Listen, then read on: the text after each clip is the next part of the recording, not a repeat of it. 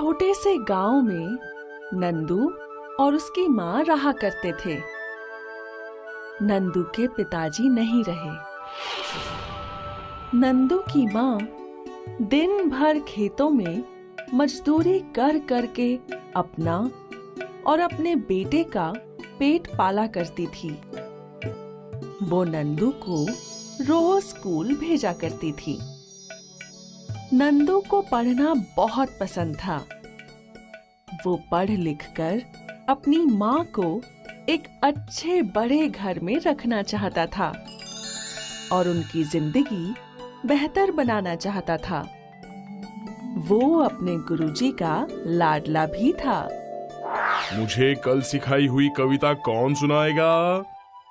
पूरी कक्षा में सिर्फ एक नंदू ही था जिसे सब कुछ याद रहता था।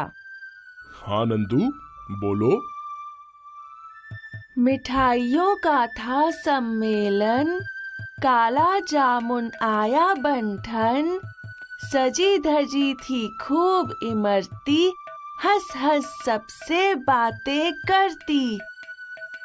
मचा रहा था हल्ला गुल्ला, लुढ़क लुढ़क कर रसगुल्ला, बर्फी आई थी इतराती, साथ जलेबी रस टपकाती। भालू सही सोच रहे थे, बैठे खुद में खोज रहे थे कि होगी कोई जुगाड़ भिड़ानी, जिससे बनूं यहाँ मैं रानी। किंतु वहाँ गाजर का हलवा, हलवे का था ऐसा जलवा। उसने अपना रंग जमाया, सबसे पहला नंबर पाया। बहुत अच्छे नंदू, तुम्हें तो सारी कविता याद है। सारे बच्चों ने नंदू के लिए तालियां बजाईं। इसी तरह एक वर्ष बीत गया और आज गुरुजी नंदू के घर आए। क्या नंदू ने कोई शैतानी की है? नहीं नहीं, बिल्कुल नहीं। मैं तो यहाँ खुशखबरी देने आया हूँ। नंदू कक्षा में उत्तीर्ण हुआ है। ये तो बहुत अच्छी बात है। मैं शक्कर लेकर आती हूँ।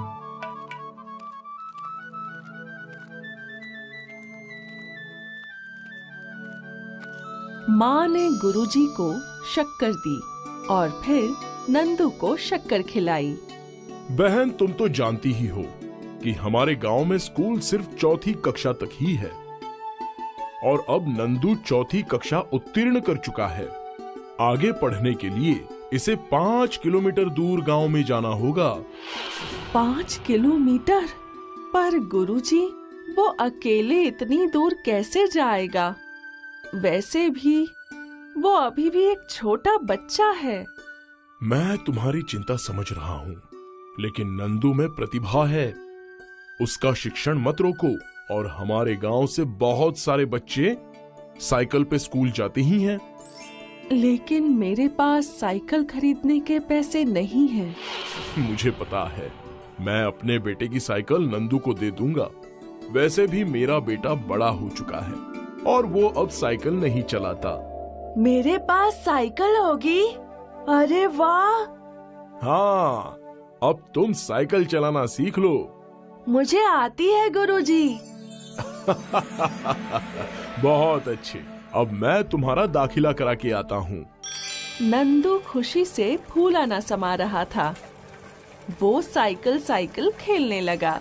ट्रिंग ट्रिंग, माँ मेरी साइकिल के सामने से हट जाओ। ट्रिंग ट्रिंग ट्रिंग ट्रिंग, मेरी साइकिल हवा में उड़ेगी। वाह! ट्रिंग ट्रिंग ट्रिंग।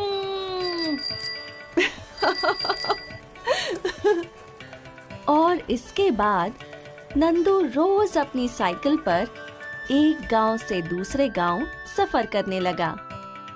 एक दिन बहुत गर्मी थी। नंदू अपनी साइकिल पर अपने गांव लौट ही रहा था कि उसने रुककर पानी पीने की सोची। थोड़ा पानी पी लेता हूँ। नंदू ने बोतल से पानी पिया और तभी उसका ध्यान एक मुरझाए हुए पौधे पर पड़ा। अरे ये क्या? ये पौधा तो मुरझा रहा है। नंदू ने इस पौधे में पानी डाला और तभी उस पौधे से एक छोटी सी परी बाहर आई। शुक्रिया नंदू। परी ने अपनी छड़ी घुमाई और फिर नंदू की साइकिल चमकने लगी और उसके पंख भी आ गए। हाँ, कहीं मैं कोई सपना तो नहीं देख रहा हूँ? नहीं नंदू, ये तुम्हारी ही साइकिल है। अब तुम भी मेरी तरह उड़ सकोगे। नंदू ने खुद को चूंटी काटी। ये तो सच है, मेरी साइकिल के पंख हैं। तो अब मैं भी उड़ सकता हूँ। शुक्रिया नन्ही परी। नंदू खुशी खुशी उस साइकिल पर सवार हो गया और उड़ने लगा। परी उसे उड़ता देख बहुत खुश थी।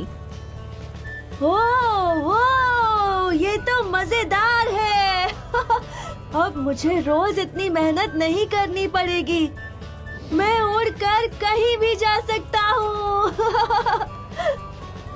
नंदू की खुशियों का तो ठिकाना ही ना रहा। वो बादलों पर उड़ता रहा और कुछ देर बाद वो अपने घर पहुंचा। माँ, माँ, देखो मैं उड़ सकता हूँ।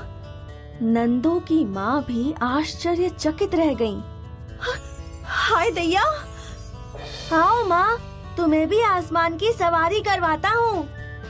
नंदू की माँ नंदू के पीछे बैठी और वो दोनों मिलकर आसमान की सवारी करने लगे। जिस तरह नंदू ने अपनी माँ को आसमान की सवारी करवाई, उसी तरह उसके कड़े परिश्रम से वो अपनी माँ को हर वो सुख सुविधा दे पाएगा जो उसकी माँ कभी सोच भी नहीं पाई। हेलो, मैं हूँ गिन्नी।